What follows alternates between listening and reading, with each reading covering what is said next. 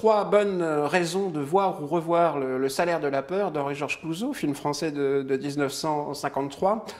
La première raison, ça tient peut-être à l'originalité de sa construction. C'est peut-être ce qui étonne d'abord quand on revoit le film.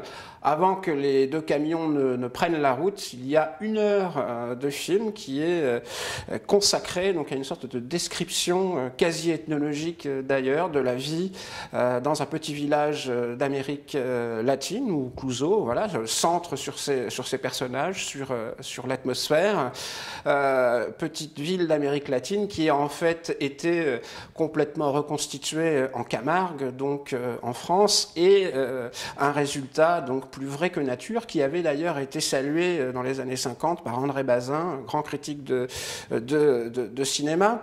Et si Clouzot prend autant de temps donc à installer l'intrigue de son film, c'est en relation avec un projet précédent, un projet de documentaire précisément sur le Brésil, qui était le pays natal de son épouse. Il avait pour projet de faire un documentaire sur le Brésil, mais pas sur le Brésil touristique. Il souhaitait filmer dans les favelas notamment, et il s'est heurté donc à plusieurs obstacles, notamment météorologiques, mais aussi institutionnels, puisque dans les années 50, on ne peut pas tout montrer d'un pays donc comme le Brésil.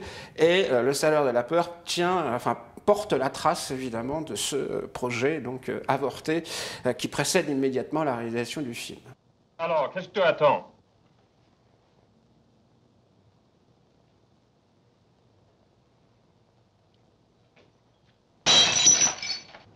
Alors, deuxième raison de voir ou revoir le salaire de la peur, pour la précision avec laquelle le cinéaste rend compte d'une aventure à la fois humaine et à la fois professionnelle. Le salaire de la peur, tout le monde le sait, ça prend très très rapidement la forme d'une véritable lutte pour la survie.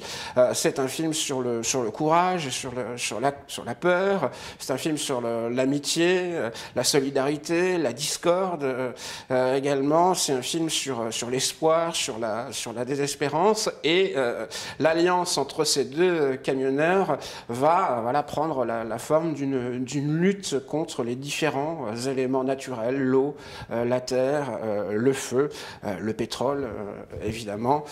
C'est le premier grand rôle à succès d'Yves Montand, et quant à Charles Vanel, qui avait connu une petite traversée du désert, donc il renoue avec un succès important et un rôle très très physique donc dans sa carrière, à l'image du film dans son ensemble d'ailleurs.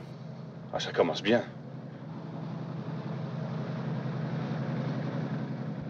Où on en est? À peu près 200 mètres depuis le tournant. 3000 fois comme ça, puis on sera arrivé. Troisième raison de voir ou revoir le salaire de la peur, pour la réflexion que développe le film sur la condition du travailleur dans une société capitaliste et ici colonialiste. Le salaire de la peur est en quelque sorte une variation sur le mythe de Sisyphe, une variation contemporaine sur ce mythe, où les deux conducteurs n'ont de cesse de devoir constamment remettre sur la route donc leur camion au gré d'obstacles de plus en plus éprouvant. Donc c'est une sorte de conte existentialiste en quelque sorte. Ils sont de la chair à camion, pourrait-on dire, comme on disait des poilus de la Première Guerre mondiale qu'ils étaient de la chair à canon. Donc là aussi c'est un grand film sur le sujet. Hey, boys!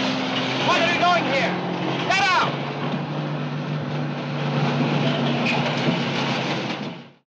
Évidemment, peut-être la raison principale donc, de revoir Le salaire de la peur, c'est pour le cinéma. Évidemment, c'est un film à haute teneur, en rebondissement, qui est fort de plusieurs scènes particulièrement anxiogènes. Bon, ce n'est pas pour rien que l'on surnommait Clouzot le Hitchcock français. En tout cas, c'est l'un des surnoms que lui avait donné la presse de l'époque.